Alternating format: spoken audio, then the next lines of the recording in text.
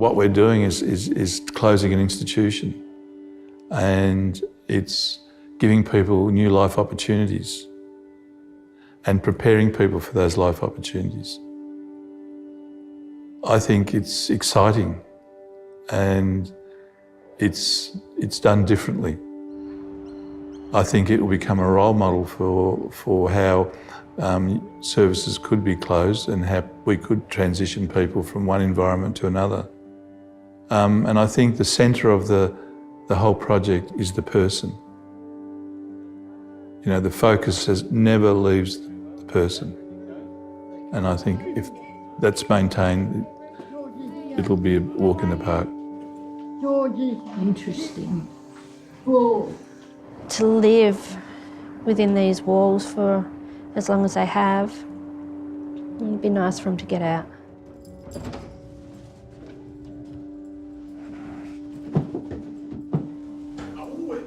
Well, there's lots of characters here. Yeah. A, B, C, when you sing you begin with... People with all completely different personalities who are like brothers and sisters to each other, who love each other at times but want to probably not kill each other, but you know, they get frustrated with each other. You know, you've got your quieter personalities and then you've got your louder personalities. You getting ready? Yeah, I'm getting ready. Oh. That's Kathleen, my girlfriend. You right there? Yeah. Okay. Some people lived in congregate care before 1 and 9 Allen Street opened, so they've lived in it for all their lives, and people are in their 50s and 60s. The facilities are old, they're maintained, but to a basic standard. It is home to people, but it's home because they haven't known another home right now. So people have been very resilient and very brave, I think, to live like that. I think there's a lot of tolerance as well. I think the people that live up there sometimes have to tolerate each other. But I am going to say there's a lot of love up there. There's a lot of staff who care and support people.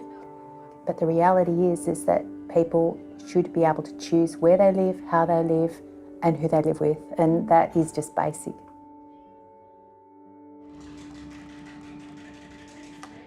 Why do I need you? I'm a good artist. Exactly. And you're a bit crazy. Watch it, you. I am not crazy. Mm-hmm. If I'm crazy artist, you're a crazy art teacher. Exactly. You call me crazy, it takes one to know one. We all go into different houses. That'll look nice on my wall in my new house. Probably go out to a pub.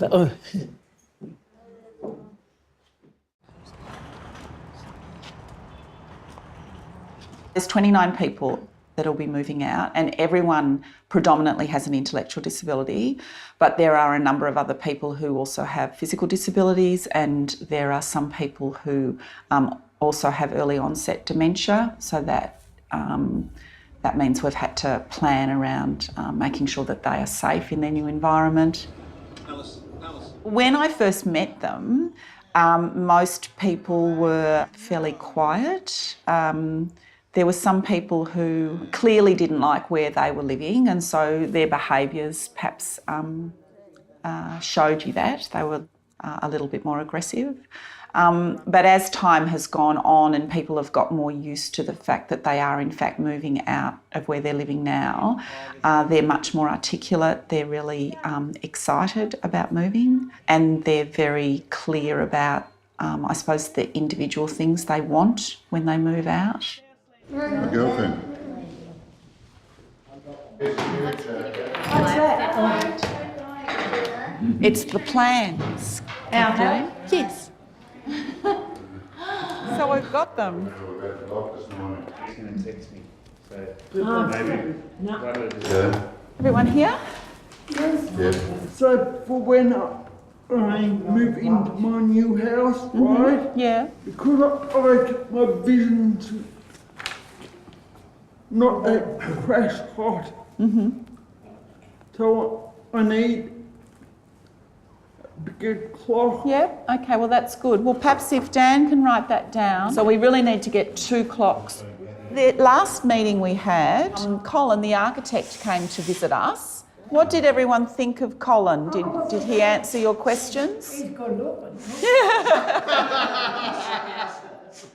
The thing that's been very, very important to people is trying to get the plans of the very last house, and that's in Lonsdale Street.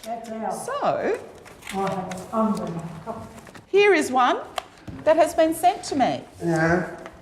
Now, the pink area is, should I call it the Lover's Lane? I don't know. Ladies. So the pink area has got 2 bedrooms and a lounge room and a little kitchen area, and that's for Rodney and for Kathleen. Yes, Grant. There's a spare room called the Lover's Lane. So who's going to live in Lonsdale Street? Whose house is it? So Kathleen, you're living in View Street. Kathleen, Rodney, Bernadette, you're living in Lonsdale Street, aren't you? It'll be really lovely to move into a new place together too, won't it? Because you're not living in the same place even now, are you? No. Okay. Well, that'll be really wonderful. Lover's Lane, exactly. Another Lover's Lane. Don't worry about her. Forget about her. Families didn't necessarily want change. Change can be quite scary because at the moment people live on site, and so they, wander down in the morning to their day service and wander back up. And so there's an element of freedom in that. But when you're living in a suburban street, there's that element of, well, if you go for a wander out, you're in the community then, and are you going to be vulnerable to other people? How a neighbour's going to treat my son or daughter or my brother or sister? I think it's more about really listening to people with a disability and understanding that their opinions about the way they live their life are very valid. I'm going to have roses along there. There are roses, got to be roses. Yeah. And what's happened is that people have been very consistent about what they've wanted and very firm about it.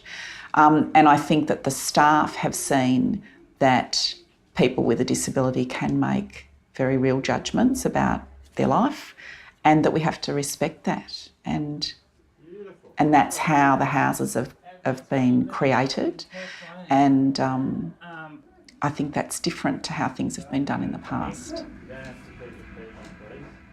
Yeah, I guess having been built, having organised the building of this was great at the time. And I did the negotiation because that's the way I could contribute. We had a huge mothers club. We had all sorts of people working for Oakleigh Centre. And it's been a wonderful help to us and to many parents since.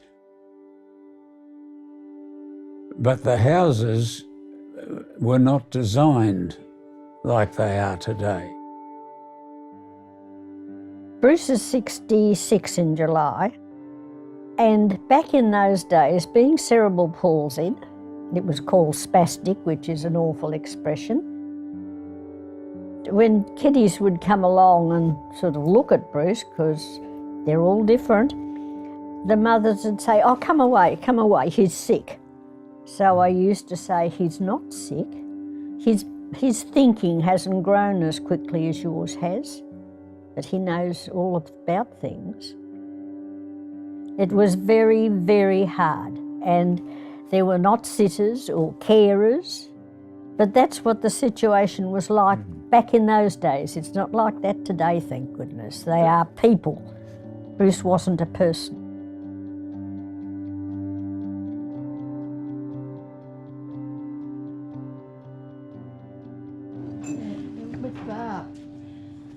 She's not here today.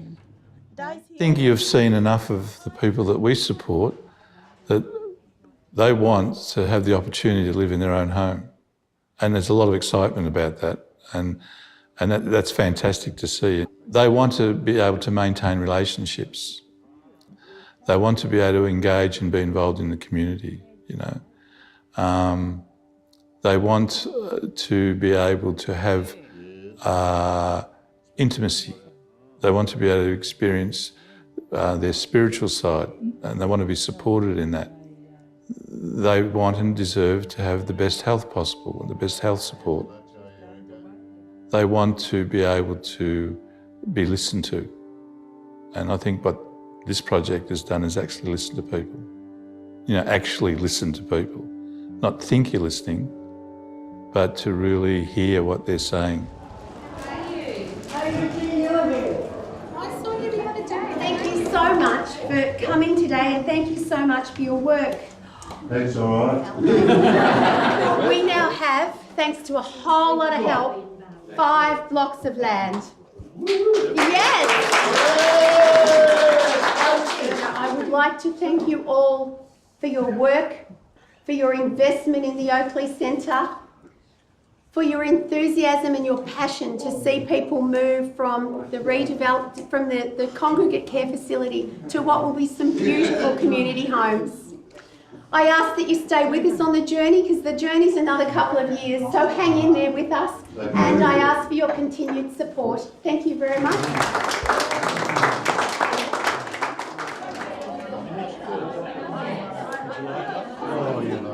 I think the old way of doing things was always about doing it for them because it's quicker and you can get more done and you can just move to the next thing and you never really get to know somebody. You used to do things for people and now you do things with people. You teach them to be strong advocates for themselves and to speak up their minds and to do as much for themselves as they can. No, I'd like to say thank you very much for the I would like to say thank you very much for having a lovely, what's the word? I can't get it out. Party? Celebration. Yeah. Thank you everybody for turning up. And I'm Barbara. Street, sorry. That's not Lonsdale. No. That's called Peanut Street. I thought this was Lonsdale. Is this Lonsdale? Here we are. This is South Street. Lonsdale. That's what it. Where's the sign? Just up there. Is that it? Is that our block of land? It is indeed. See, I told you the tree's gone. Yeah, it sure has. Gee, there's a lot of flowers and grass.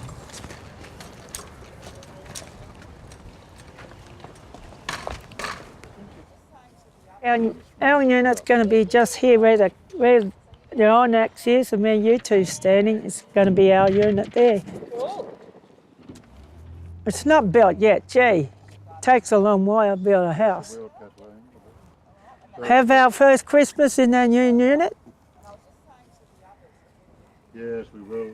Yeah. Can't wait to meet the neighbours.